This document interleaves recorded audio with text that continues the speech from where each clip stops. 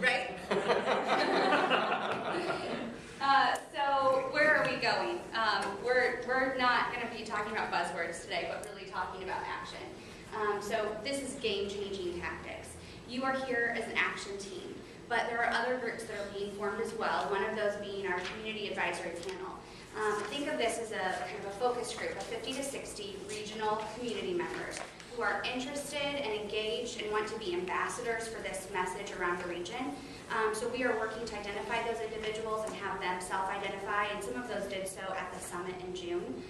So that group will be forming and meeting quarterly. So if you have ideas for that group, please send them to us. And we'll talk about more ways that you as an action team will be able to interact and utilize this community advisory panel.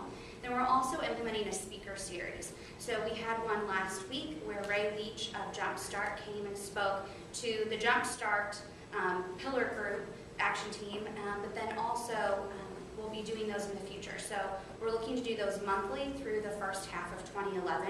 So look for those invitations when they come. We hope that you'll be there. It's really an opportunity for us to bring in speakers who can talk about new ideas that may or may not be relevant to our region from an implementation standpoint, but that kind of spark our creativity and our own imagination for ideas that will really be implemented here, implementable in the region.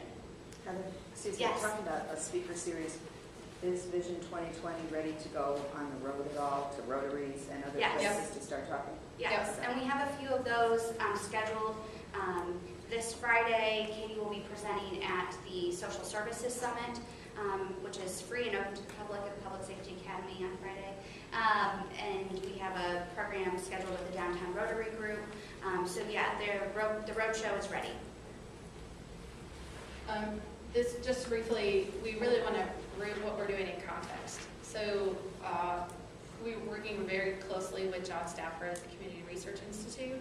We are developing a regional dashboard that really is looking at the health of the regional economy. And we are going to, there's two things we need to look at. One is the regional economy and the metrics for the community, and then performance metrics for organizations, and they should not be confused. We think it's very important to keep the why out in front, and you'll see that phrase again, it's an archival phrase, but we don't know, what does better look like if we're not quite sure how bad it is today. So we obviously know the per capita income graph, but what are other factors that we should be looking at? GDP growth, perhaps educational attainment, those types of things. And so the regional dashboard is really our look at making sure that we're always checking our progress, checking the state of the economy against the cold hard facts. And we've done that, bits and pieces here and there, but we really feel like on a comprehensive effort that we should do that for regional economic indicators. We also want to do these type of indicators, for example, within each of the pillars. And so we'll look to this group to help think of ways that we should do it. Should we be monitoring the number of trails across the region, the number of ones that are completed, the ones that are planned, those types of things, and then over the time can we show that we're progressing in terms of the completed trails. The number of arts organizations. Do we have a sense of how many arts organizations are across the region?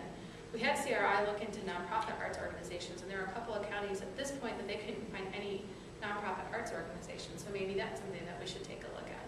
So those are just some of the things, but we kind of brainstormed, look at other indicators, but we would like this group to help also brainstorm what are the type of indicators specific to quality of life that we should look at.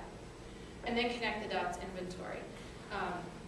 Ray Leach spent a lot of time talking about gaps, what are the gaps to success? So, we've got a great idea, maybe a gap is there aren't resources, with the right resources it can succeed, or great idea, resources, not the right people to execute, or really good idea with just a little bit more community support, it could really take off. Well, we feel like that's not just specific to entrepreneurship, that can happen across the board, across the region.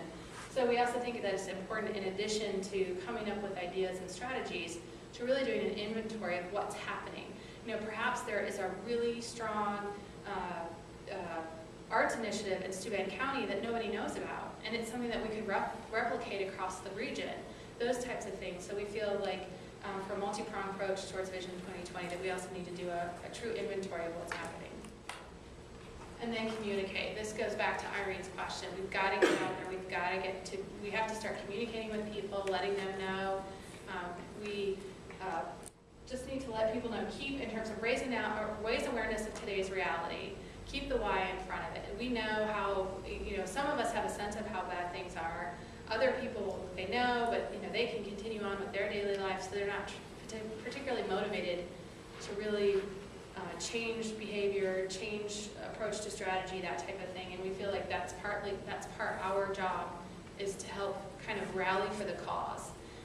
And then also get more people involved. We are, this is a strong group of community leaders, and we can start, but the ultimate success is we need to multiply this by 10. So through, several different things, we want to, as we get going, we want to create a pact where we can take that on the roadshow out to the counties, get everybody to kind of sign on that they're not okay with today's reality and they're invested in changing the course of our future.